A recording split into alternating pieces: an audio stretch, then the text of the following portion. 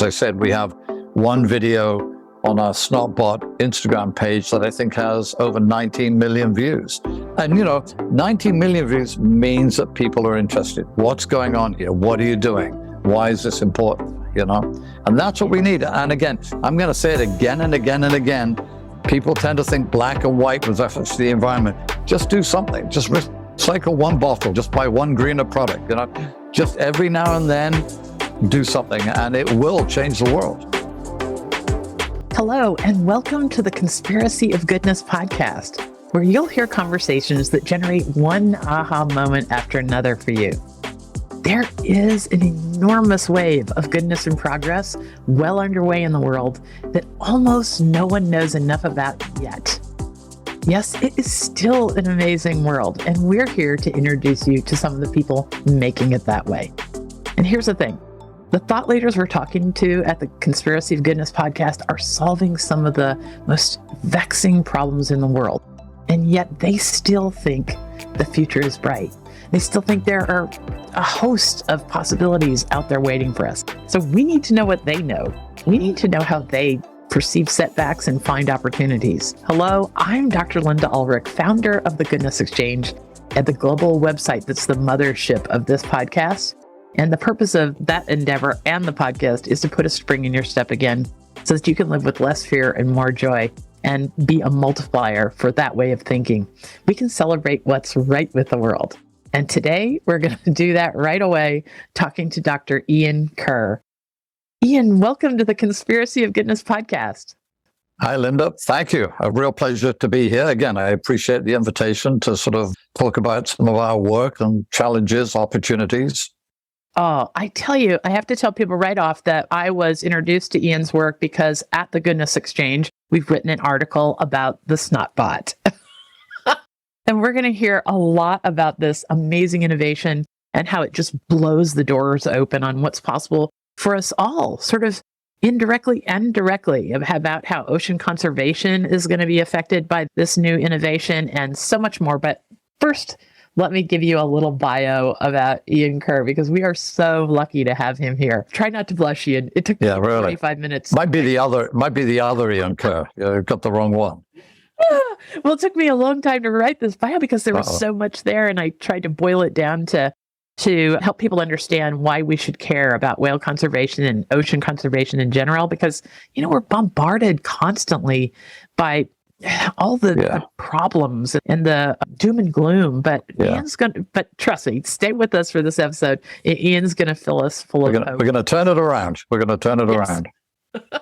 Okay, so here's a bit of Iain's bio, and it is so heavy that I'm going to literally just read it. He is the CEO of an organization called the Ocean Alliance, which has been recognized around the world as a leader in conservation and research for over a half century. I mean, you've been at this. I've worked for this company for 34 years. Started as a volunteer. Yeah. And I hope to get to that part of your story, Iain, because I think it is such a window into how we can all follow our curiosity. That's right. And discover what we are uniquely built to contribute. 100%. Right on. Okay, just some accolades here that you should know. Iain's work has been featured in the National Geographic production called Earth Live. And One Strange Rock. That is an amazing production that I could watch over and over again. And then he's been featured in BBC productions and Blue Planet Live. He speaks to audiences around the world. And one of my favorite audiences, come on, Iain, it must have been something. You spoke to the 170 delegates at the United Nations in the Great Hall. In the Great Hall. Talk about terrifying, all the little lights, all the different countries, this massive hall. But what was even more terrifying was I was introduced by her deepness, by Sylvia Earle. I was like, Sylvia, shouldn't we be switching this around? Shouldn't I be introducing you? But no, she was very kind and very, very complimentary. But and I was grateful for the opportunity, but I was also grateful for the delegates to be there and listen and be interested. Yeah, well, fill people in on who Sylvia Earle is. Well, I don't even know where to stop. Look up her deepness, but Sylvia Earle, and she has to be in her late 80s right now, but she has been an oceanographer, renowned. I think she was the senior scientist for NOAA. She's been on every board, every panel, every documentary. If any Sylvia is the scientific Jacques Cousteau. How's that? We all owe Sylvia an enormous debt. And really, that's a part of what I want to talk about today too, is this it is over the scope of time, progress is easier to see. Yeah. We have to, so we'll get to that too. I just want to wrap up with a bio here. Iain's been a conservation warrior for so long. He's run more than 100 expeditions around the globe and co-authored or authored over 160 scientific papers. And now, as I mentioned at the top, he is pioneering an amazing technology to use drones in whale research, but I imagine he's going to fill us in on all the other possibilities where this could be applied. And if you have a feeling that all hope is lost, no. We are going to cover so many topics. After this interview, I hope that he and his team are right there. They're on the case. The case of ocean conservation is in good and terribly committed, really committed people. And that Iain's work reminds us that progress is happening. And along the way, he's going to show us how, if we follow our curiosity, we might actually find our role in what we can change. We can change the world. Absolutely, yeah. Linda. Yeah. Okay. So here's where I thought we'd begin, and we can go in different directions from here. You put it that the Ocean Alliance is all about saving whales, saving the oceans, and saving ourselves. That's right. Healthy whales, healthy oceans, healthy humans. Okay, so I don't think the average one of us really would understand why healthy whales has any connection to whether we survive and thrive. So fill us in on the very basics of the science that's happening there. Yeah. And certainly during the course of the conversation, you're going to have to give me some simple questions because, of course, that is like one of the biggest questions out there. In the broadest paintbrush that we can, 71% of this planet is covered by water. Like one of the takeaways today should be we live on planet ocean. We don't live on planet Earth. Okay. And what drives everything on this planet is the energy that's coming in from the sun. So if 71% of the planet is water, one of the primary drivers there are phytoplankton.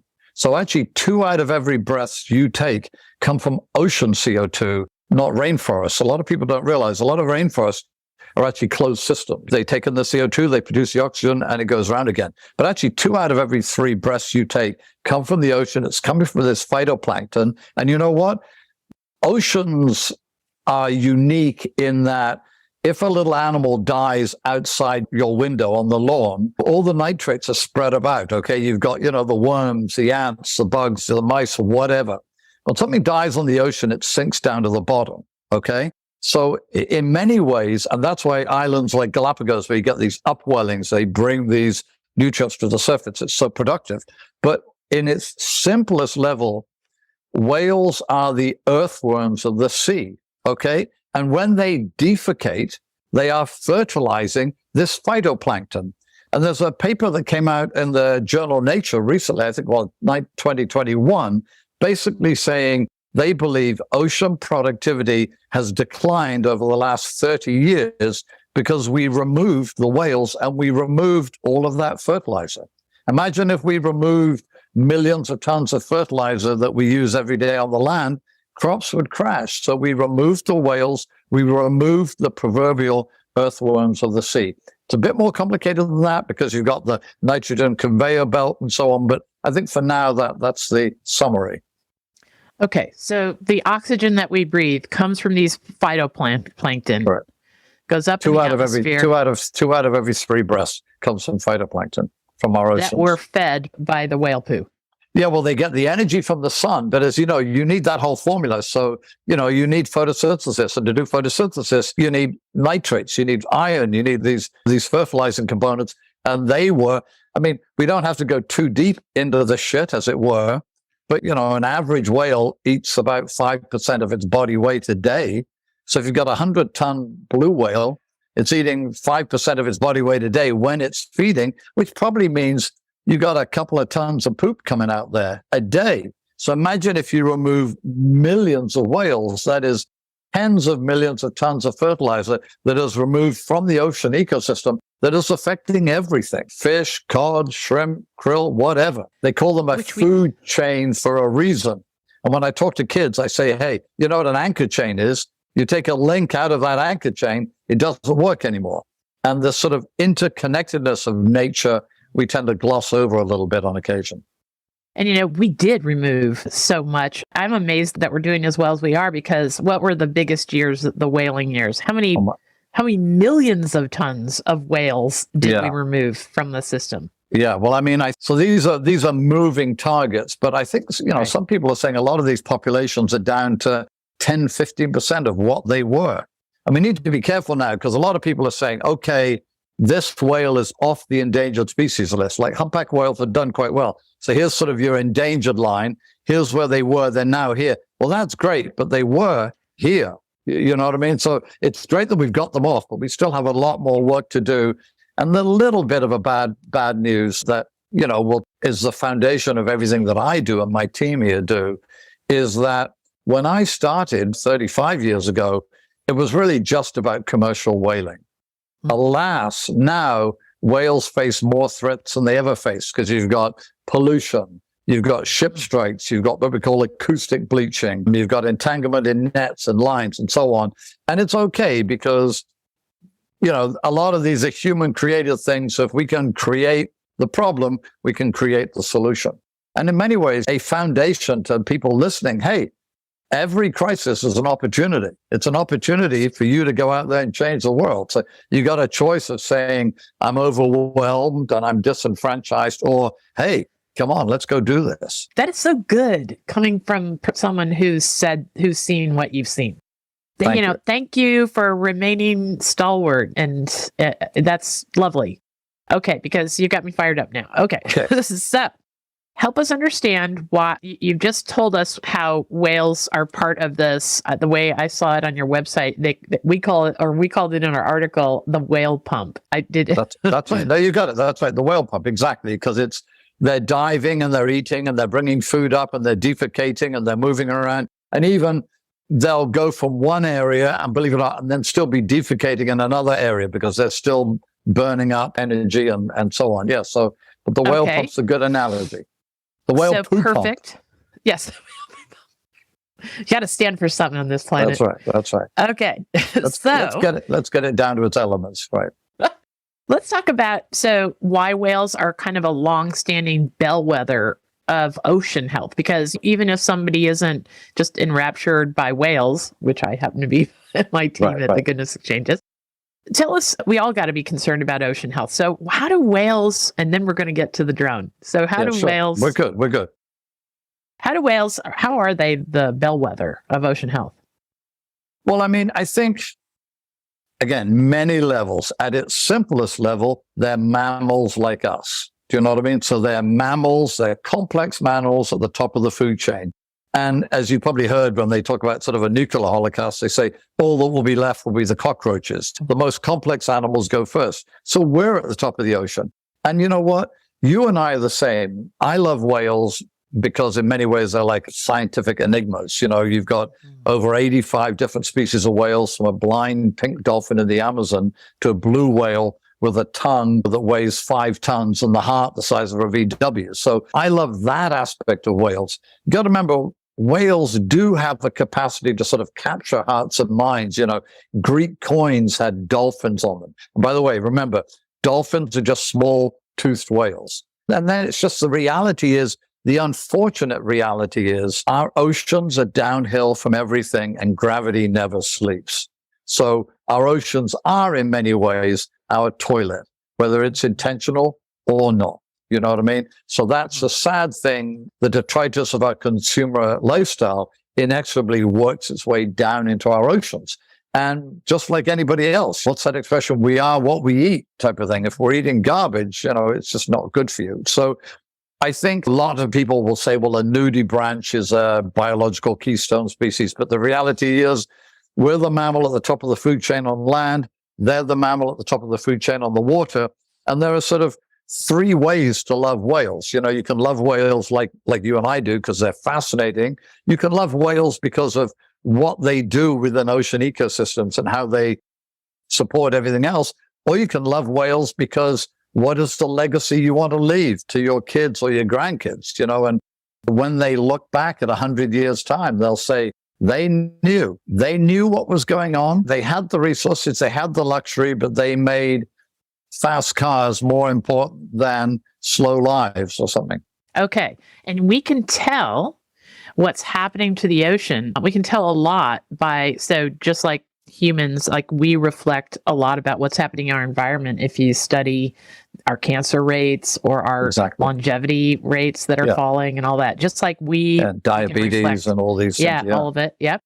So whales, you can find out a lot about what's happening to the ocean by studying whale tissue. What's happening. Well, anyway, now it's time to talk about the snot bot. No, but 100%, 100%. Yeah, let me sort of dial back a little bit and tell you two other sort of quick stories. So the first one, well, there's three really. The first one is ocean research tends to be a prerogative of the privileged.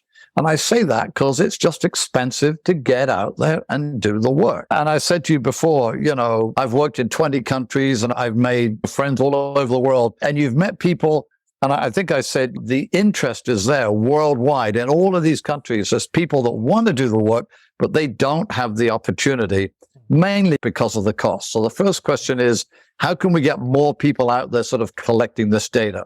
And that means it's got to be simple, affordable, sort of replicable. You know what I mean? The second thing is what I call the endangered species paradox, okay? And it tends to be camp number one and camp number two. And camp number one is we need to collect all of the information we can so we can mitigate sort of human effects. We need to know why it's happening, how it's happening, so we can solve the problem. But there are another group, quite rightly, and I'm dealing with this now. I don't have to go too deep right now, but where they basically say, don't do anything. They're so close to extinction. Don't do anything that could push them over the edge. And to be blunt, a lot of data collection is sort of invasive. When we go to the doctor, we don't like it, but at least we know what's going on.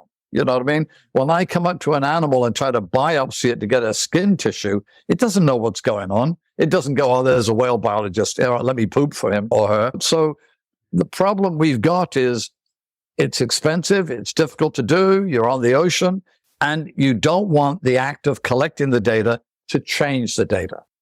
But before we start talking about drones, you got to share with people how it used to be done, because you are the father of this. The videos of this look kind of crazy. Yeah. It's cool. It's what you could do, right? You were doing what you could do, but tell people how we used to collect data on whales. Well, I mean, I can bring the story together actually nicely there. Thank you. In short, I was in the Gulf of Mexico after the Deepwater Horizon disaster, and there's a big population of sperm whales that live there, right near where the disaster happened. And again, God bless everybody, but there's an awful lot of focus on shoreline and terrestrial and whatever. And what about the animals that live right there? And to be blunt, we were playing, and I'm not trying to belittle it here, but I felt like we were playing the world's most expensive version of whack-a-mole, or if you want to call it whack-a-whale. I have my little crossbow, and we shoot a biopsy arrow at a whale, and we get a little piece, like the size of a pencil eraser. It was a tiny little piece. And by the way, when you watch whales playing and mating, they're beating the living shit out of themselves. So it really isn't this collecting biopsies has been shown not to affect sort of mating, feeding, all this type of stuff. But the reality is racing down, trying to get this sample, and then it dove, and then racing over there, and then it dove. And almost like when I started, we were paying $5,000-$6,000 a day to be out there on a boat, and I wasn't getting the samples. And guess what? That means they're going to shut this program down, and then we don't know what was going on. And I guess I'm lucky, and I would say to anybody else, maybe you're lucky.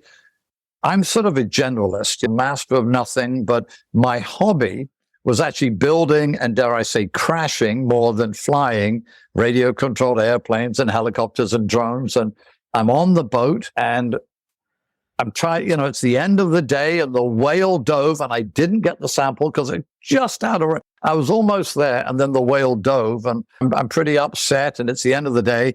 And guess what? To add insult to injury, I get covered in this cloud of whale snot that's sticky and smelly and whatever. And while I was fuming, as I say, the whole situation, you could almost say I smelt an idea, but I'm like, wait a minute, smelly means productive. Do you know what I mean? It means there's something going on and sticky. And I'm like, wait a minute. And then I thought about it. If you think about a human breathalyzer, they're just looking at your blood alcohol. And I'm like, could whale snot have all this biological info?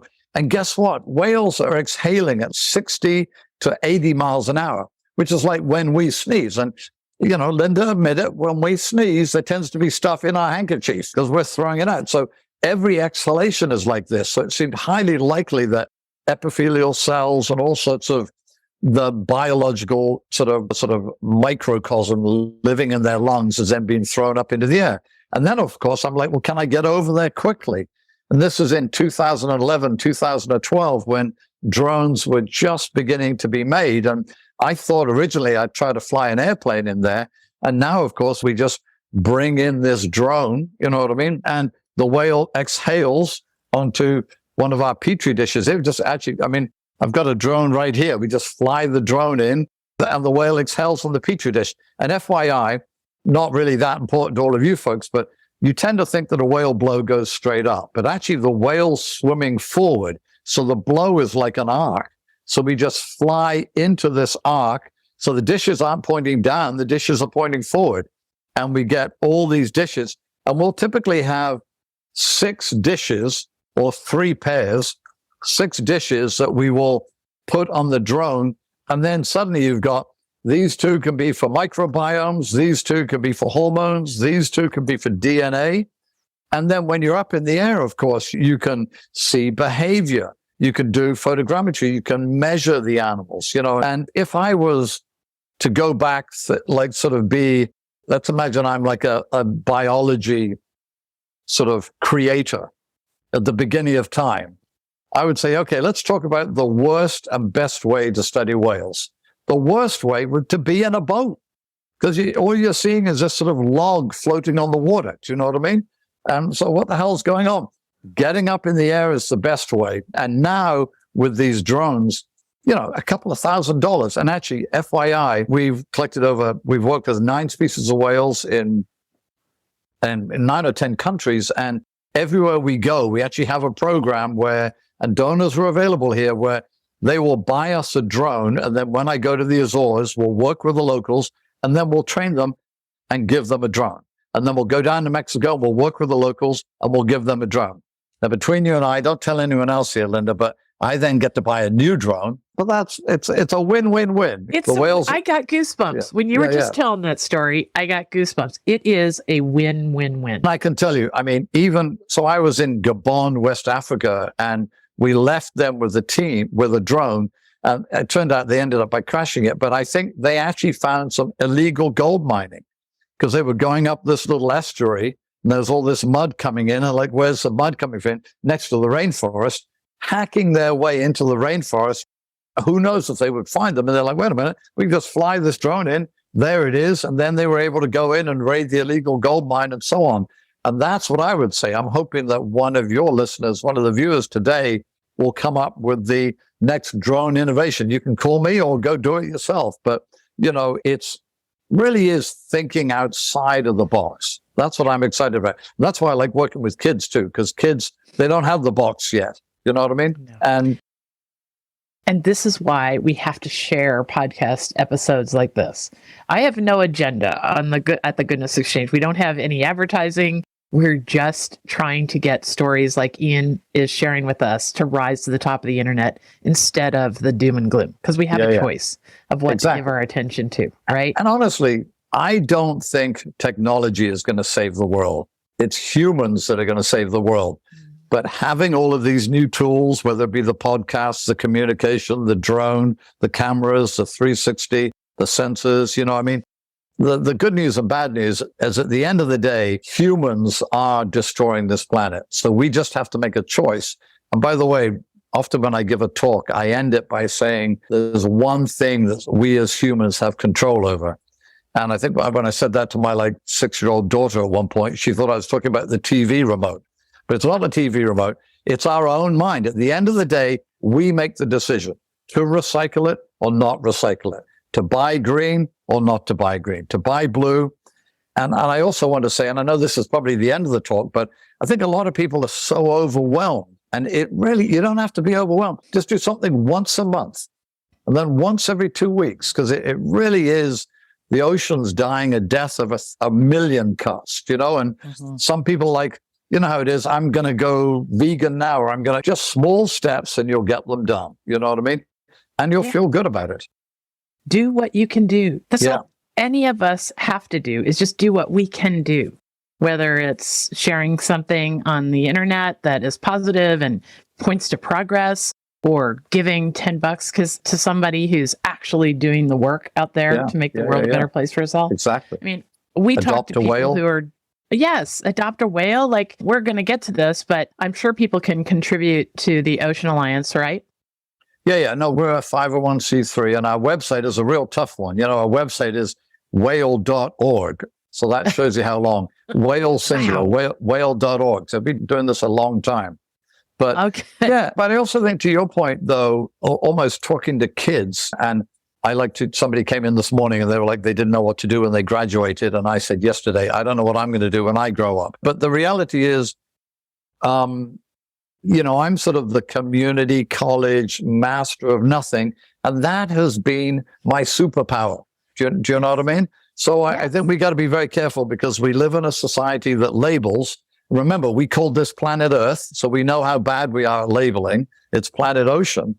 So I think to people watching, if you're an artist, you could bring art to save the world, or music, or jigsaw puzzles, bringing disparate groups together, and so on and so on. And I think if you don't fit in, I think that's an asset, not a liability, Absolutely. I have been a dentist for 35 years. And I talk to kids all day long. We have big practice with lots and lots of kids. And that's one of the things I always tell them. What I've noticed about success is that it's not just about having one thing that you care about as deeply, unless you're a science. In the science world, you just have to dive deeply and so forth. But I've noticed that the people who are coming up with new ideas and being successful at being change makers, they usually have 2 or 3 expertises, or 2 or 3 things that they really care about. And sometimes the alchemy of those 3 things is something new that just breaks open the whole world. Exactly.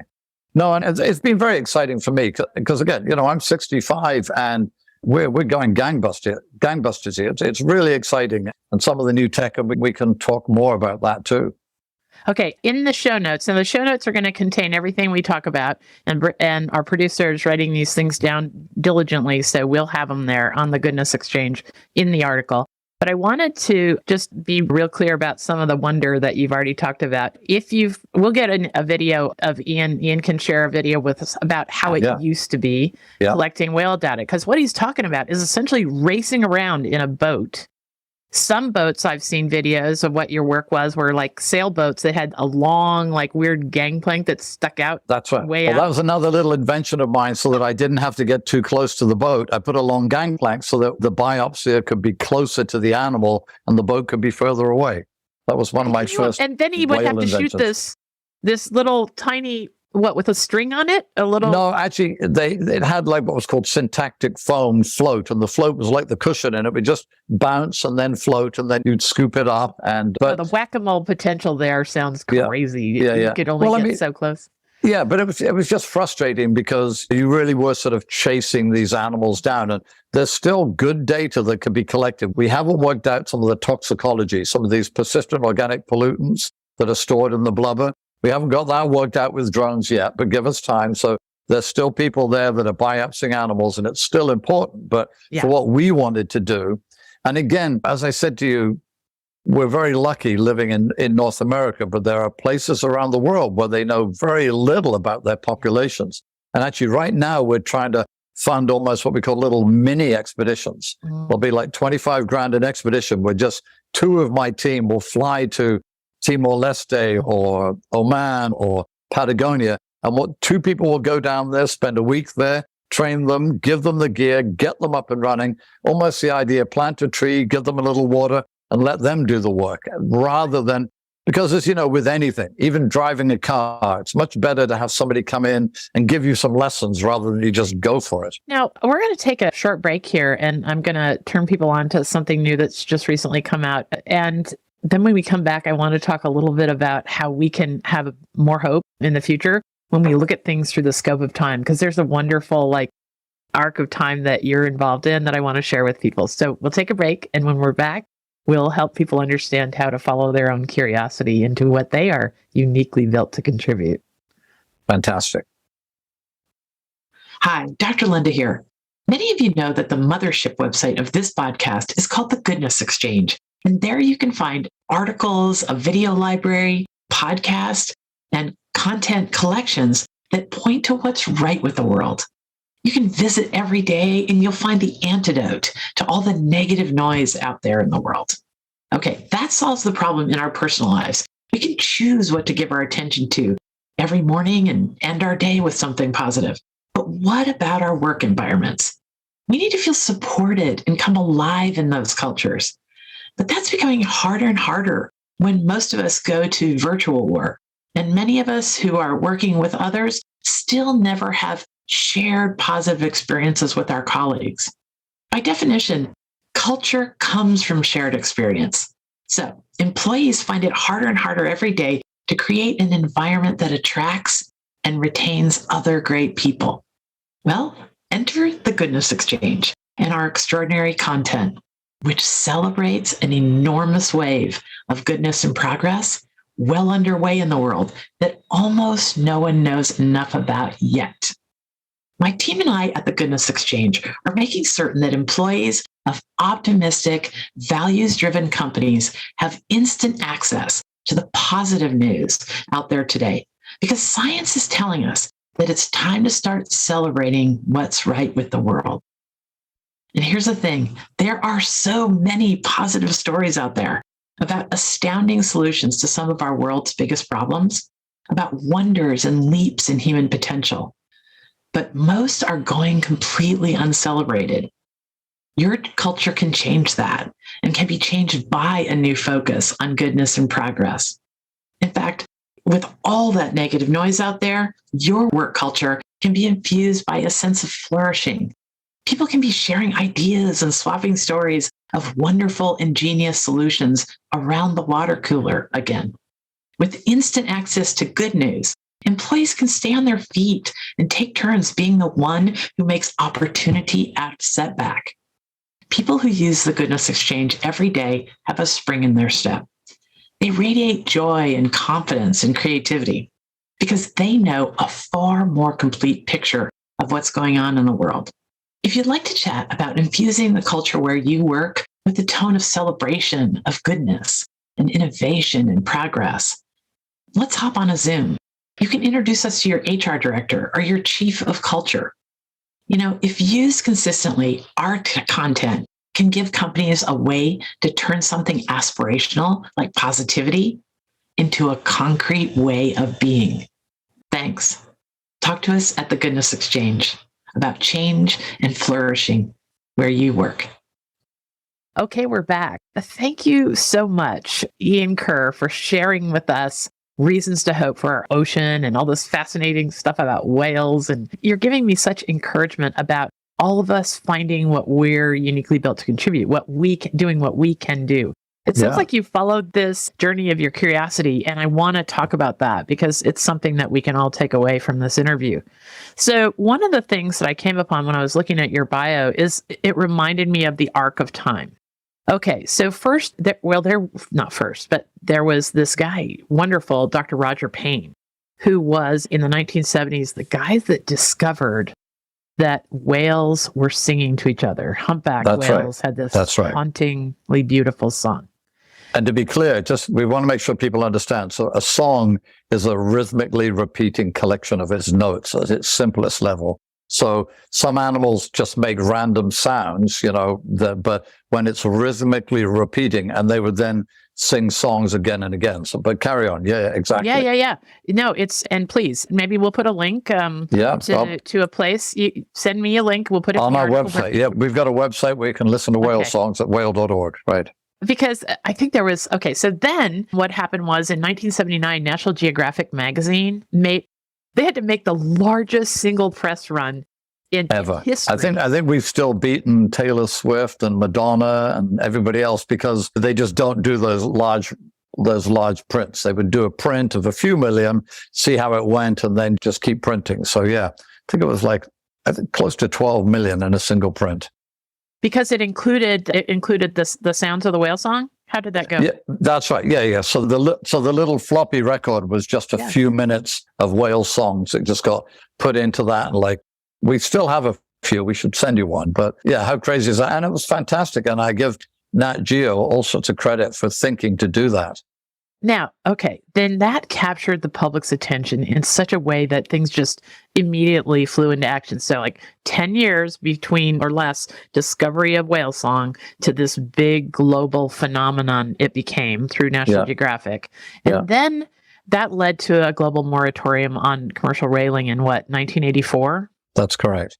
And I think the way I would put it, and it's what you are doing here today with your team, or you and I are doing today, it's getting the interest. Do you know what I mean? Why is this interesting? Why should I care?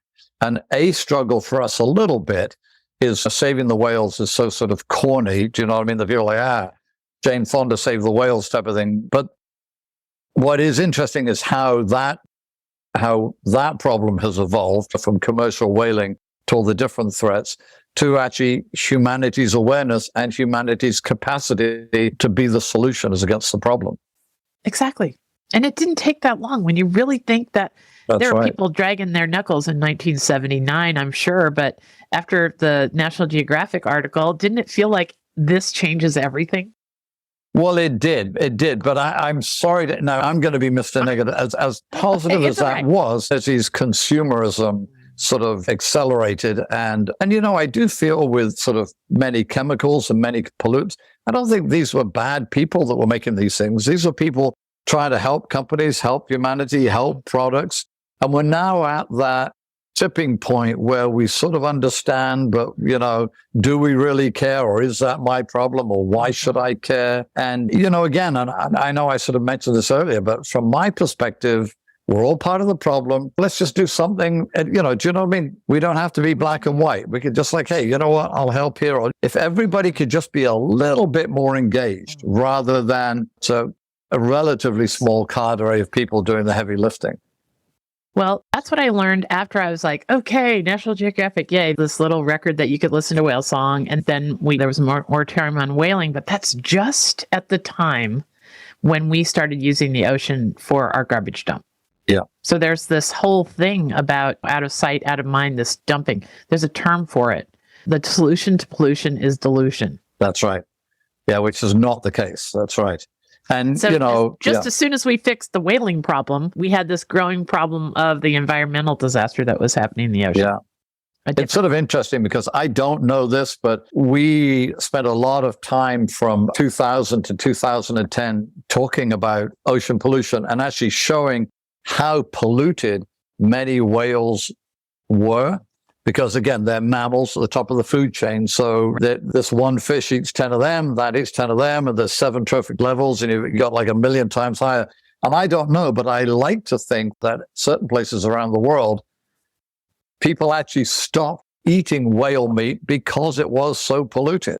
So where's the irony in that? It's wait a minute, we're now no longer hunting and killing whales because they're too polluted to eat. It's just some tragic irony, but anyway. And then we're back to your observation that the problem points to solutions, right? Yeah. The time I interviewed a really wonderful man who is a high-level executive in the organization Charity Water.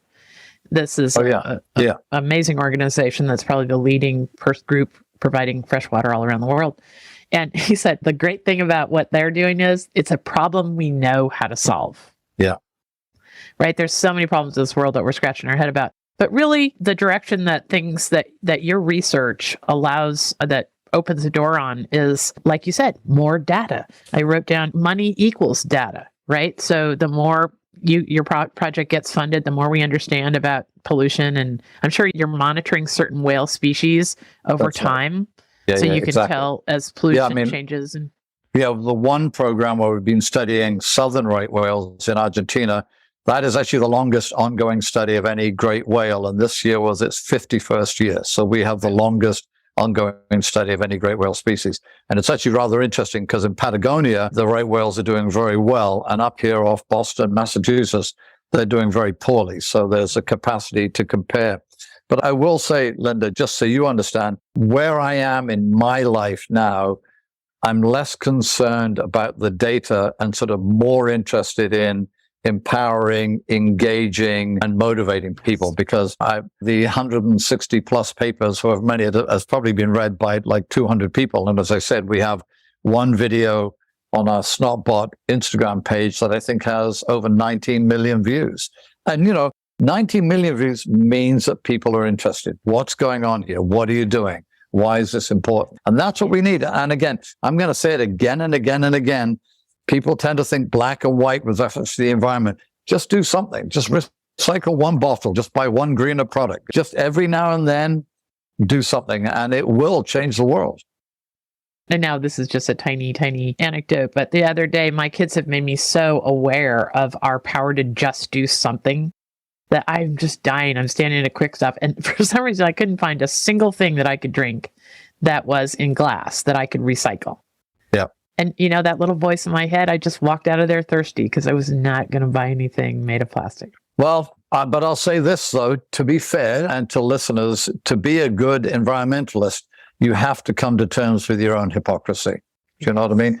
Because I fly to conferences. I mean, actually, I have an electric car now, but I'm lucky that I could do that. But the reality is none of us can live in this perfect world. Do you know what I mean? But I love the idea of the sort of carbon offsets. It's just a life offset. If I'm going to do this, I'll try to do that, even if that fails, But this lunchtime, I walked on the beach with my wife, and we just picked up a couple of plastic bags. And well, does it make any difference? If it's just me, no. But if 9 out of 10 or 4 out of 10 people are doing it, suddenly wouldn't we all rather lie on a clean beach than a dirty beach? Yes, this is at the essence of even your finding all these novel ways that you can spread the word on. And I do have to say, too, that I'm one of these big defenders of Gen Z and the millennials, because there's a reason why you've got so many views on that. Yeah. They believe they matter, and they believe that they have what it takes to change the future.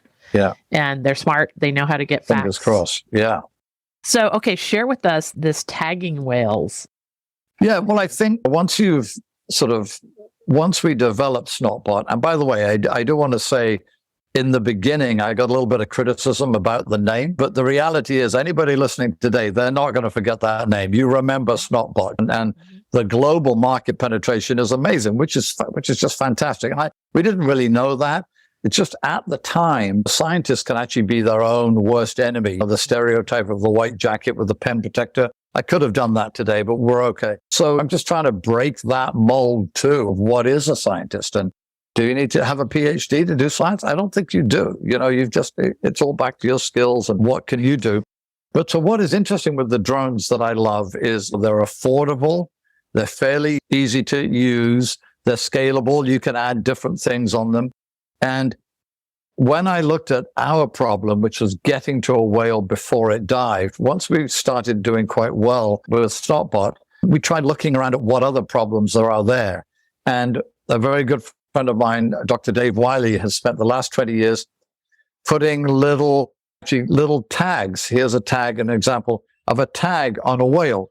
And this tag is time, depth, acoustics, acceleration, orientation. So actually seeing how they're sort of going down, feeding and lunging up and rolling over. So these are not a tracking tag. It's not where is it? It's how is it living its daily life? And I gave a talk the other day, and you get people all excited about whales. And I said, do you want to know what I spend 90% of my time looking at? And it's just a shot of the ocean. You know what I mean? Because it's like whales, they live their lives underwater. They're not living. I mean, it would be like studying me in the kitchen or something like that. This is not how I live my life. So these tags, it's really exciting what they're doing. But guess what?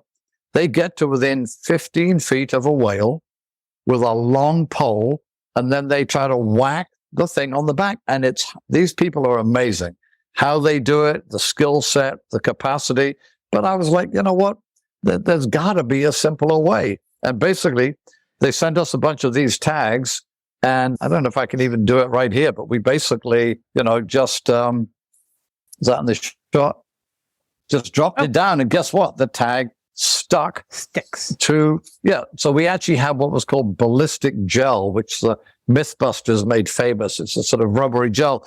And we basically now are just dropping these tags onto a whale, but we've just put in a publication, but the average distance we were from a whale was over 400 meters away. So the research vessel was 400 meters away from the whale, and the average time it took from when we took off in a drone and got to the whale was 2 minutes and 45 seconds.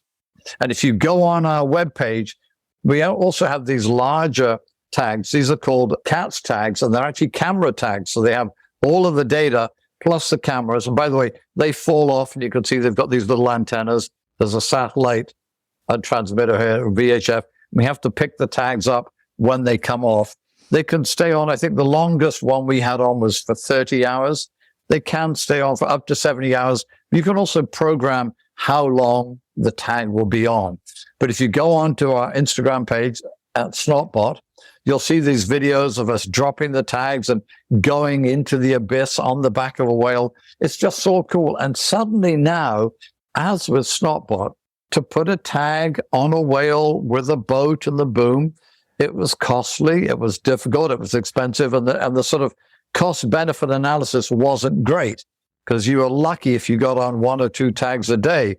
And here, when you're flying the drone out, the biggest thing is just being where the whale is when it comes up, being where the whale is. And we've demonstrated with Snotbot we can do that well. So I think we've now tagged half a dozen different species. It's just amazing. And now I'm hoping other people around the world are going to do this. And again, we've had calls from half a dozen different countries saying, can you do a Snotbot expedition? And in all of these countries, we can't. Or we actually say Snotbot goes tagging, But we can do expeditions to all these places, but we're now trying to do these mini expeditions where just a couple of my team will go out, give them the gear, get them set up so they can do the work. And it's exciting because, as you'll see from the videos, seeing how these animals live their lives, understanding better what they're doing underwater. It's exciting, it's interesting, and it's giving us the information so that we can mitigate human impacts. And I get to fly a drone over a whale. Who would have thought that could be a job? Yeah. It reminds me of the story of Jane Goodall. I hope most of our listeners know who Jane Goodall is. She is a very world-renowned scientist now in her 90s. And when she was a young girl, her life went along in such a way that she got to study chimpanzees in the deepest possible way before we knew anything about any other primates. Of course, there were other wonderful people that were studying primates, but somehow her story made it to the top. And what I love about this is you are reminding us that there are many, many ways to have an impact on the way we see possibilities and the way we see our impact. Jane would meet with scientist after scientist and just share with them her lived experience about the consciousness of the chimpanzees. No one thought our dogs or cats or any animals, no one thought of animals in the scope of consciousness. We did horrific scientific experiments on animals, but she came along and showed us how their lives were playing out. And then we got concerned. Exactly. And then there was this whole awakening about how we could no longer do research on chimpanzees and keep them in 4x4 cages. And I think there's a possibility of that same sort of awakening and rising awareness in what you're telling us we can learn about whales. Well, and I think it's rare to find someone who doesn't like whales, who isn't aware of whales. You know what I mean? And because there's so many different species, you can like the pink dolphin, or you can like the blue whale, or the singing whale, or the canary, the beluga, So there's all these different whales. But I think, again, for the younger generation, I think it's the excitement of how can I bring my skills to bear? What can I do? How can I be involved? I mean, come on. Who doesn't like going to the beach and looking out over the ocean? It's actually funny because America's first environmentalist in many ways was Henry David Thoreau, who came from around this area, Walden Pond. And I laugh because one of his statements was, we do not associate the idea of antiquity with the oceans as we do the land because they're unchangeable always. And this is part of my problem, or our problem, as it relates to whales. When I look over that ocean, it looks great. You know what I mean? When you see a forest that is cut down or a river that is polluted. So part of my challenge is, how do we engage people with an invisible problem that is having a much greater effect on us than many other things? And I'm not knocking any other, just for us, whatever. I mean, choose, what do you like, fish and chips, or do you like sushi? Choose your dish. It is so true, though. It is one of those very easily ignored situations because it's sort of out of sight, out of mind. Exactly. Yeah. Yeah. So I think that sort of just encourages us to be more curious, to decide what we're going to give our attention to. Right. I hope this episode, I know it will be filled with all kinds of extra things that we can encourage people to go to and then find their way to have an active role in what you guys are doing. What's exciting now, too, though, there's lots of people that are sort of getting involved that have come from different backgrounds. There's this group, Ocean X, that was founded by Ray Dalio. I was just going to ask you about Ocean X. Tell us about that. No, they're fantastic folks. Well, yeah, I mean, they are, luckily, Ray is a billionaire and he's worked very hard for it. But he said, hey, the ocean, inner space, as Sylvia Earle would call it, is more exciting than outer space. So they have their boat called the Ocean Explorer. And no, they are just out there filming, educating, bringing people on the boat, giving them opportunities to learn, to understand. I mean, it's just amazing. And I'd like to think that maybe Ocean Lights is a microcosm of that. It's the similar mindset that, the inner space is still to be explored. There's so much more we have to learn. And what an adventure that can be.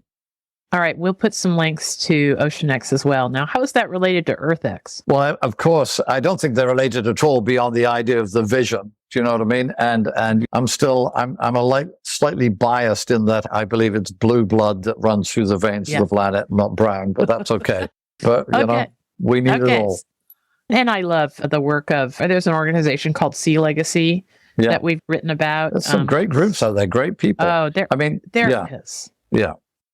Yeah, the challenge is, again, the challenge still remains sort of, you have to admit, it's sort of interesting, the largest controlling force on this planet, which are our oceans, do you know what I mean, are probably in many ways least considered from an environmental perspective, because, many times we can't even keep our own backyard clean, let alone the oceans. And it's a shame, but as I said at the beginning, I think it's an opportunity. Yes, what's the next big thing? Is. So thinking about things in the light of opportunity in wildlife conservation, I interviewed a wonderful man named Damian Mander, who has Jane Goodall on his board, who's figured out that single mothers make the best game wardens in Africa. Oh, cool. Yeah. It's unbelievable, his organization. And in that conversation, I realized that now it's very easy to engage people in wildlife conservation once you show that an elephant is worth so much more alive than dead. Well, that's right. Yeah. Is there that ethos? Is it possible to make those kind of calls in whale conservation? Or of course it is in ocean conservation. Yeah. No, actually in whales, and and I don't have the sort of data sheet in front of me, although I could I'll email you a picture, but it's sort of interesting because one, when we've got, as we call the whale pump, as we talked about it, how, the nitrogen is creating all of this ocean productivity. Billions of people rely on seafood as their primary source of protein. And it's actually fascinating that I think, I'm going to get the number wrong, but I think it's something like, they think one whale in its lifetime sequesters the same amount of carbon as 3,000 trees. So again, nature's solution to climate change is more whales. And so you've got the nitrogen pump, you've got the carbon sequestration, and then to be blunt, one of the largest global industries in the world is whale. Everybody that comes into Gloucester to go on a whale watch boat will park somewhere, will get lunch somewhere, will go to the bar, will go to the restaurant. Do you know what I mean? So it's all these. So you'd actually be surprised what large economic drivers whales are. And I think, actually, you know what? I just did a little video. I've got to remember the name of the company. It'll come to me in a minute. It's sort of the European Green Netflix. And I just did a little video with them. I'll send you a link. And I think they were estimating that a single whale was worth billions of dollars in its lifetime alive as compared to dead. I think I've run across that statistic too. And Yeah. we'll be able to find that. I Now, mean, because I just want to say something quickly, if you don't mind. Because you know how I said there's the sort of the endangered species paradox. mhm. I think we've got this humanity paradox. And we've got people over here that care and want to do something. And I say, great, thank you, go out there and do it. But there's the people over here that probably don't care. And I think all we're trying to say to them is, it's in your own self-interest to care. I don't care if you don't like whales. I don't care if you don't like oceans. But if you're concerned about how you live your life, your economy, your job, your children, your grandchildren, forget about the bloody environmentalists. It's in your own self-interest to care about the wild world. It's just that simple. Even if you feel the most selfish person on the planet, then you should be doing more for the environment because, it will affect you. It is affecting you. Yes. So tell me how it does. You know about the concept of rewilding? Absolutely. Yeah, actually. Is that happening in the ocean at all? Not as much, but I tell you what is interesting, both in Florida, and I think there was an article that came out recently in Hawaii. They made these sort of no fishing parks because there's a very interesting thing we don't have to get into now where sometimes they say, well, it's a national park, but you can still extract resources from it. Do you know what I mean? Well, so there are national parks out there which you can still fish, but I know there's one down in the Florida Keys and one in Hawaii. And the stories are out there where people fought tooth and nail not to have these happen. And I remember I just read the paper the other day. A paper came out showing the one in Hawaii where the fishermen are saying, absolutely, we're having more fish here now because there's this sanctuary. And they haven't quite worked out whether bigger fish are coming to Indy, whether it's the oasis effect or whatever. But regardless, they are showing if we can conserve these. And actually, Sylvia Earle's calling them sort of these biological hope spots as against hot spots. Do you know what I mean? Where we're preserving these spaces, and these spaces then almost feed the spaces around them. And if we can get enough of them, we can maintain the sort of ecological balance that we all need to survive.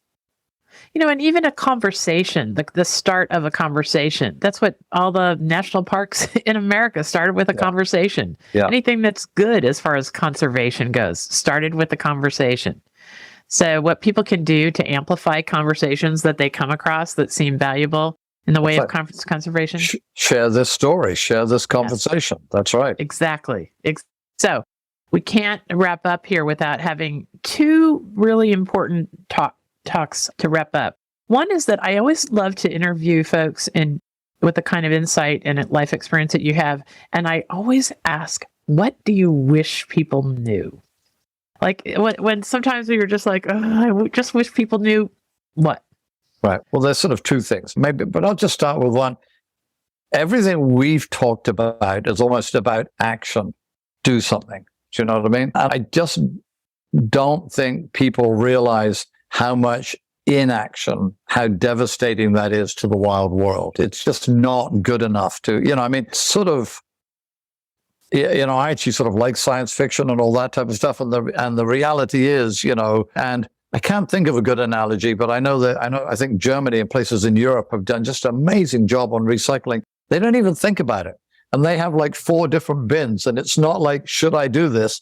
They just do it. It's just what we do. It's just like, I got to brush my teeth. I've got to do this. And it's sort of 2 words, if you don't mind. It's inaction, and it's the interconnectedness or the interdependence of nature. And I'm sorry if I go back to our simple byline to get it out there, but it's like healthy whales, healthy oceans, healthy humans. It's just that simple.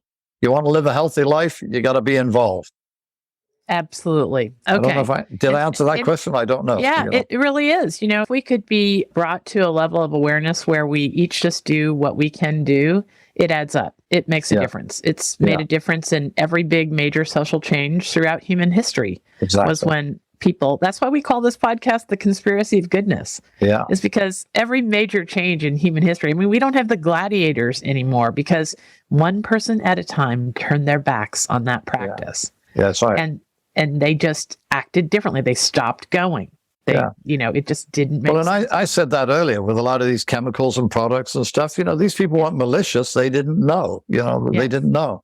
Well, I want to throw at you and your listeners a challenge that my organization is facing, Mm-hmm. and it frustrates me sort of royally, as it were. Okay.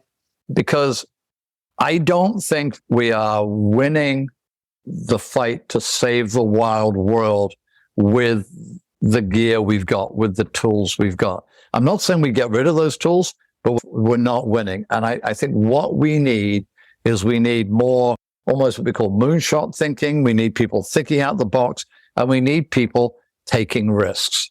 And I'm not playing a violin, but I'm just explaining. When I reach out to all of these foundations and say, I want to innovate, I want to take a big risk, 99% of the time, they're like, Iain, the problems are so well defined, we don't want to risk any money. Do you know what I mean? We're going to just stick to doing this. And it's so funny because when you look at the stock market, people are throwing money at crazy ideas all the time in the hope that they will win the lottery. Well, trust me, you'll win the lottery here, which is, your grandchildren will respect you. Do you know what I mean? So it's back to changing mindsets. And if you look at Ocean Alliance, we've done very well with Snotbot. Like 28 groups around the world are using our protocols.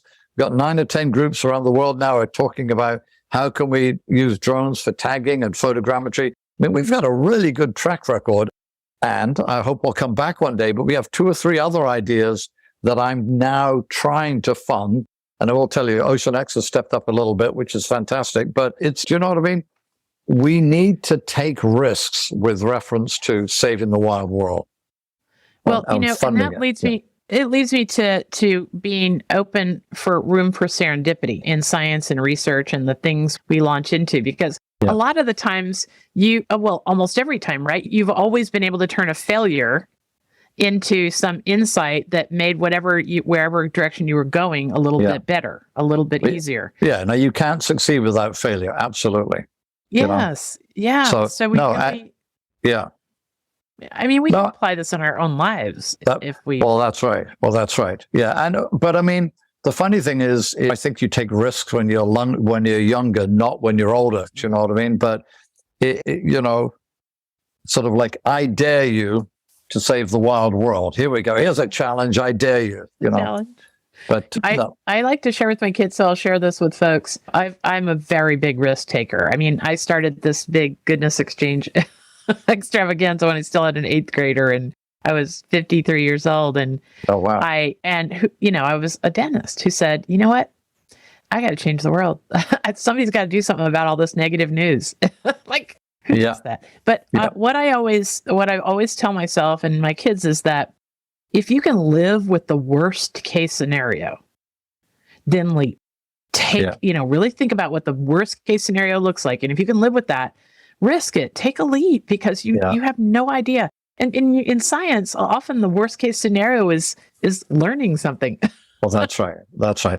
And I think also in science, a little bit, science is not always the best collaboration format.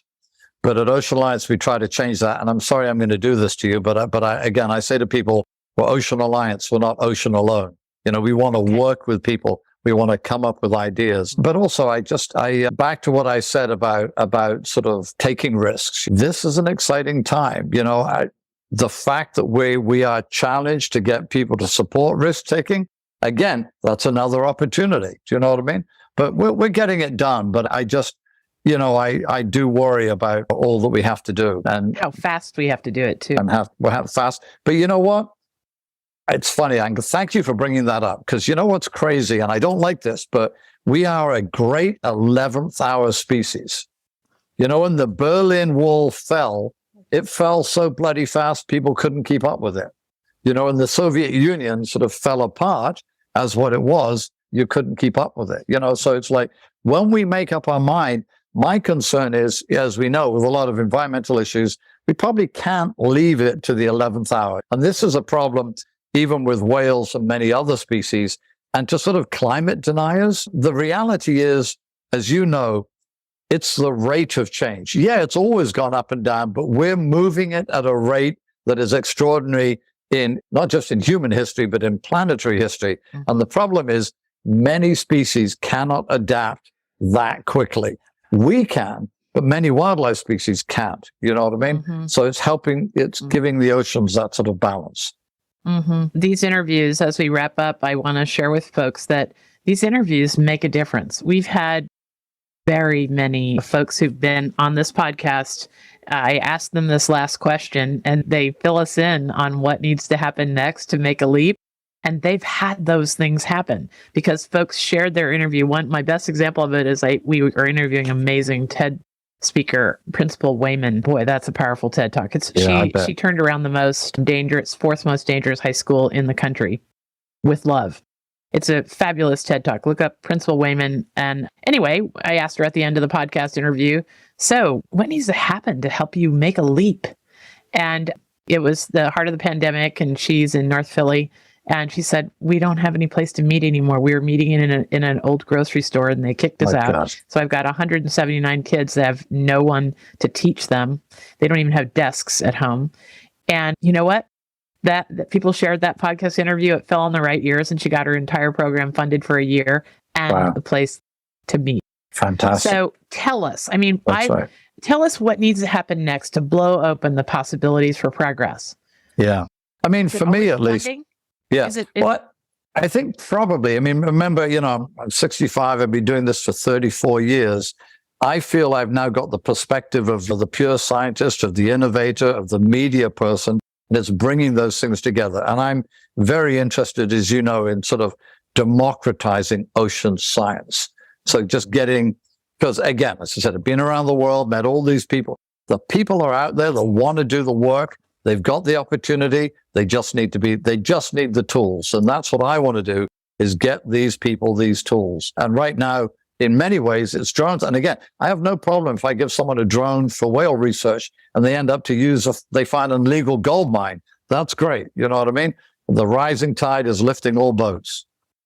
Okay. So for us, I apologize. It is a little bit about money. And actually, Linda, we're actually trying to build this sort of ocean innovation center here where the monies will be donated to build the building. So that will give innovators, ocean innovators, an opportunity to explore and take risks without the typical high budget need. Do you know what I mean? Because typically you build these spaces and they're so expensive, you got to pay a lot of money to get in. But that's level 2. But it adds up. It all adds up. And also, a small donation is something we can all do.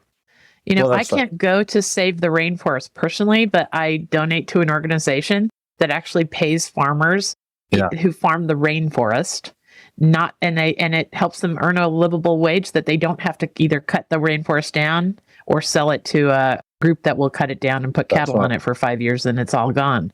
So money matters. And we can all do a little bit with that. And I can see your vision about the cost benefit ratio. It's just so obvious. If we can get people all over the world access to this technology, who knows what's possible? Yeah. Well, and I'm going to say another very self-serving comment, and I apologize, but as you know, our website is whale.org. Yes. This Black Friday and this Christmas, don't buy some junk that somebody isn't actually going to want, or they're going to re-gift, or it's going to be pollution or whatever. You know what?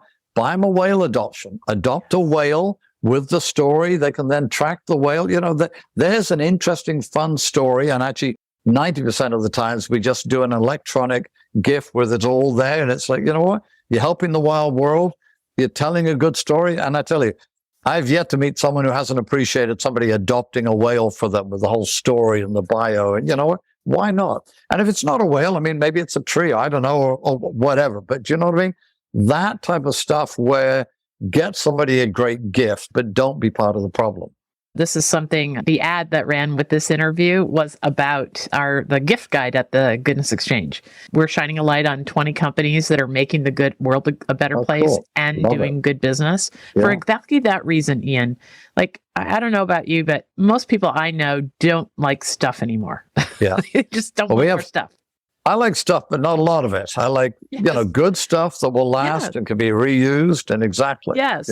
Yes. But they just don't want any old gift. And I'm always proud of the gifts I give when it's thoughtful and it's connected to something that's making the world a better place. Right. Yeah. I hate to say it. I don't want to lower the tone here, but what's his name? Gallagher. Didn't he just die? Did you hear that?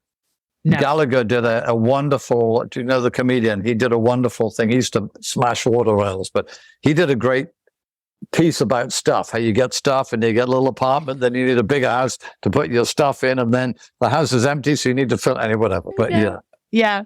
Oh, George Carlin has a amazing video. Yeah, I'm sorry. Yeah, exactly. About maybe stuff. Maybe I got it wrong. Maybe it's George Carlin that died. I can't remember. Carlin. Yeah, I think it is. All right. Well, this has been delightful. Linda. It's whale.org. O-R-G. Whale, not whales with an S. No, whale. Whale.org. That's right. And, that's how we're going to fix this solution is one whale at a time and one study at a time and one good person with a drone in their hands at a time. And one innovation at a time. Right. One blue innovation. Right. And one share at a time. So thank you, folks, for sharing this around. And I tell you, the article, well, we're going to fill the article about this podcast episode at the Goodness Exchange. It'll publish on a Wednesday. We're going to fill it with links to even more wonder. I'll send you 2 or 3 links as soon as we're done here. As soon as I get myself a cup of coffee. Great. All right. So for more information about Iain's work, take a look at the show notes.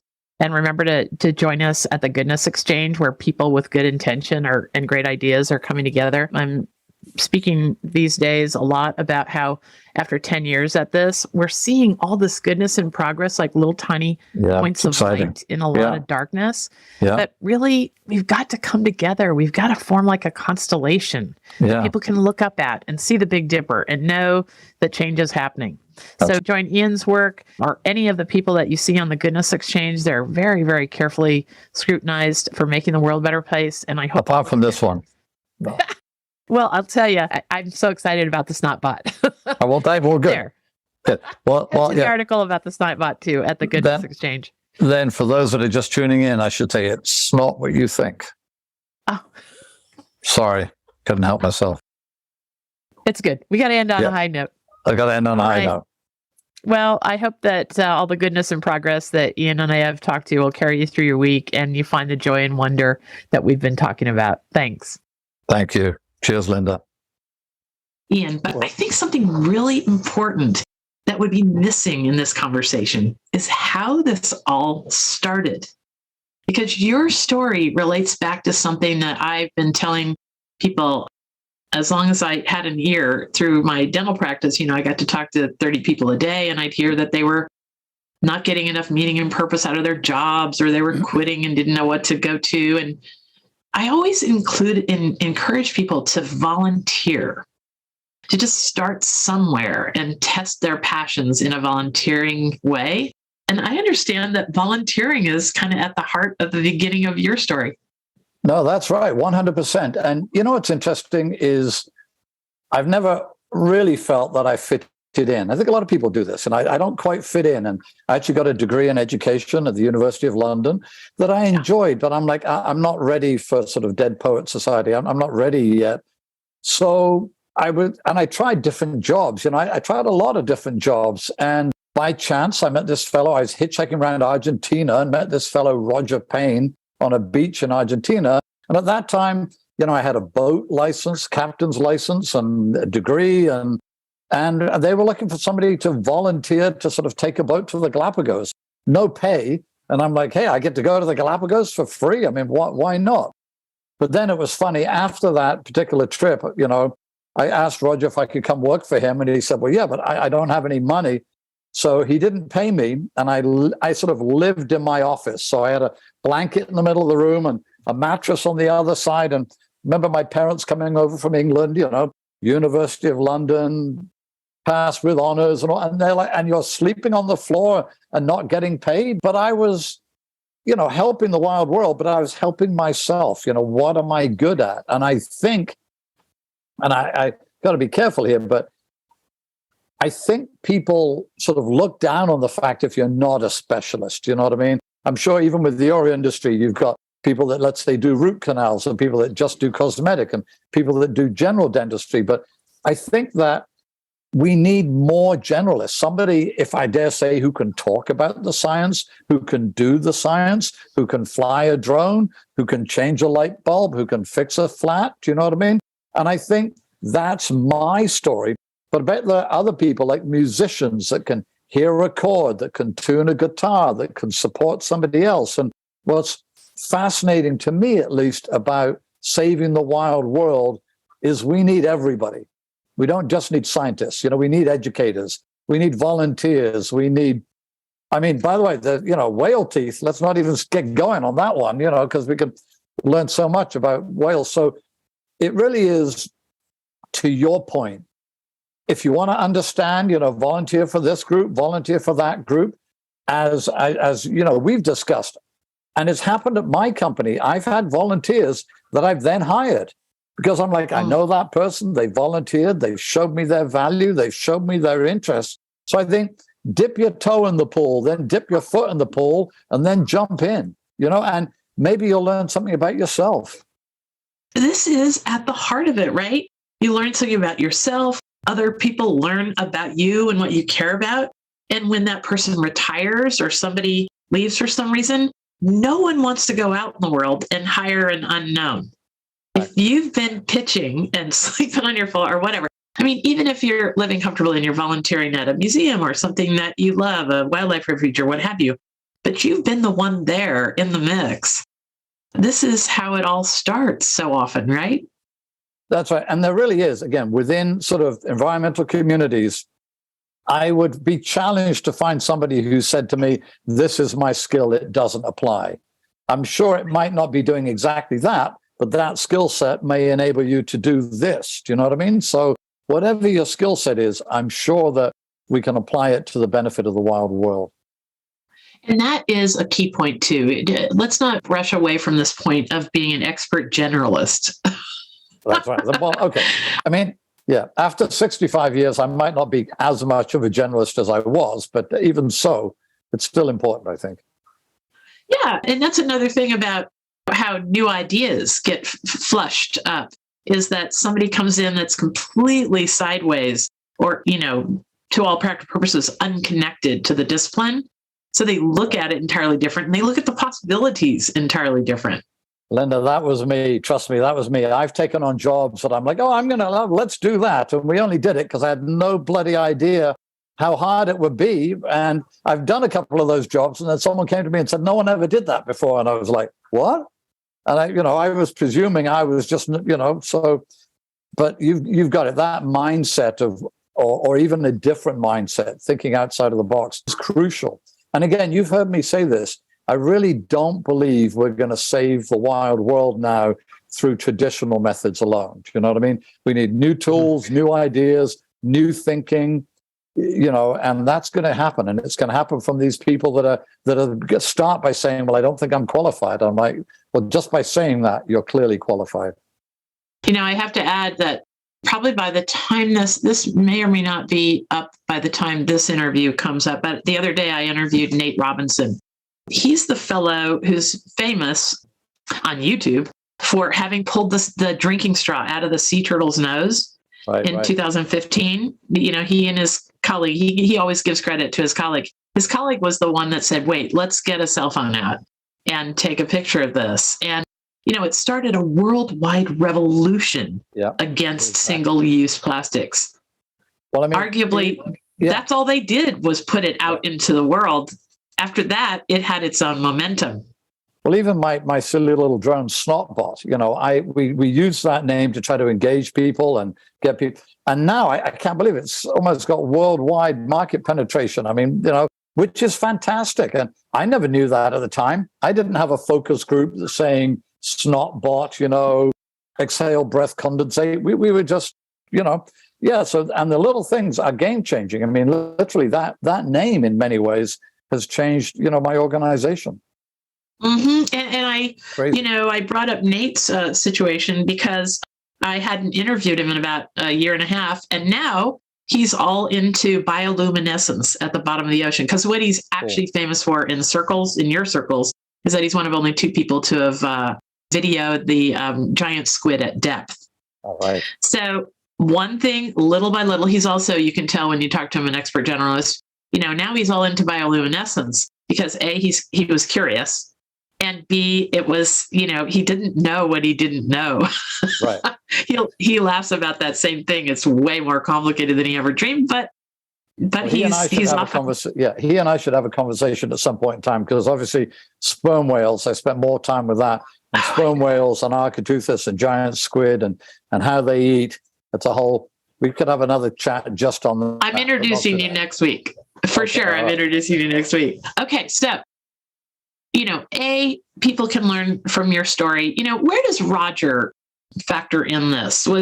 Because he, as we spoke about earlier in the podcast, Roger was the fellow who discovered, it made the world aware through Nat Geo, National Geographic, that whales were singing. Where does he factor in? Were there moves that he made to bring somebody on like you, or was he doing it first and then you came along, or where does that factor in? Well, first of all, I think Roger and his wife and Scott McVeigh, they're all out there, and one of the gentlemen whose name will come back to me. But yeah, we're all there, and they discovered the whales sing songs. I do think, and it's a great question, because Roger went into media early. I think Roger was one of the few scientists that really saw, I'm not going to change the world by writing papers. You still have to do that for your scientific credibility, but potentially I can change the world by capturing hearts and minds. And no doubt about it, when Roger and Katie and Scott McVeigh discovered the whales sing songs, they captured hearts and minds. And I do remember some people in the early days sort of criticizing Roger for saying he left the science behind, to which Roger replied, no, I didn't. I took the science with me to help tell the story. And the reality is, and it was funny, I was talking with someone from Ocean X the other day, and we're trying to put camera tags on whales, and he was saying he thinks one of the most powerful pieces of research equipment you can put on wildlife is a camera. You know what I mean? Because it's all about behavior. And not only do you get great data, but you engage people, because they're like, wow, look at that. I had no idea they did that. Almost again, when people said, oh my gosh, whales aren't cat food, they're actually singer poets, it's a monumental change. And the stereotype is still there. A lot of scientists just aren't good at telling the story. And we've got to change that. Science needs it, and the wild world needs it. Absolutely.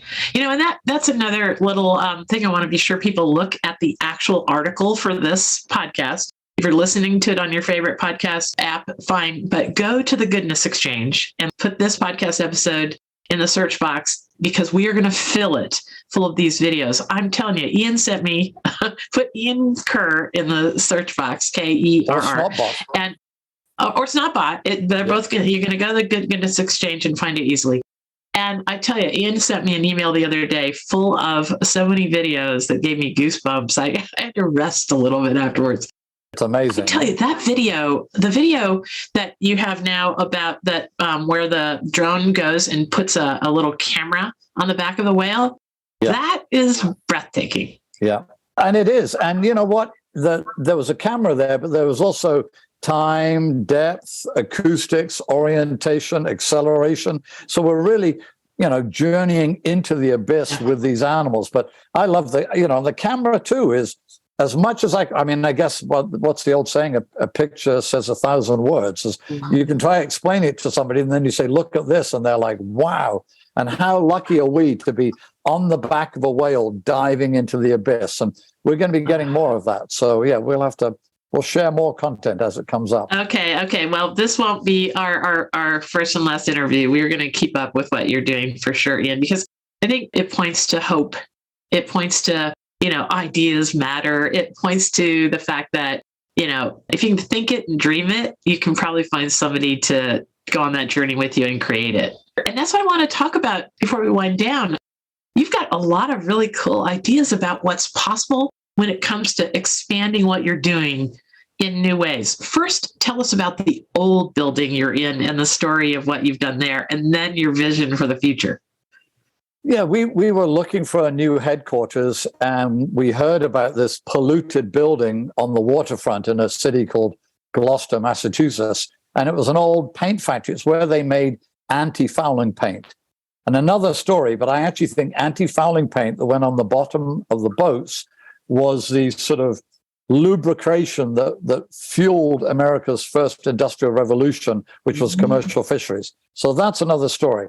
But we had this old paint factory here, and the Annenberg Foundation generously gave us a grant to buy the site. And we've been slowly fixing it up. And these are our offices, and we've got docks where our research vessel is. But with most for-profits, if you buy the building and build the docks and whatever, if you then want to collaborate and share and innovate, you've got to pay the mortgage. With us, we own these buildings, no mortgage. So I'm trying to create this sort of ocean innovation center here, okay, where basically someone can pull up, maybe it's a fisherman, pull up to our dock and say, I've got this, can you scan it? Can we print it? Can we make a prototype? And I can charge them a little bit of money, but since everything has been donated, we can do it cheaper. And believe it or not, they have these maker spaces. These tend to be where people are making wooden bowls, but they have these cafes, and they say where the people are sitting down and talking, where you've got, ceramic and an artist and a this. So in my case, it would be a fisherman and a computer programmer and an AI person and a drone pilot sitting down. Who knows what that Scottish stew will sort of bring together. And what's fun, if you don't mind, bearing in mind that climate change is such a big issue, and we're on the waterfront, the one big building we had to take down, I want to put back up. And there's nothing worse than a person loves his own ideas, but we are going to put the building back on a barge.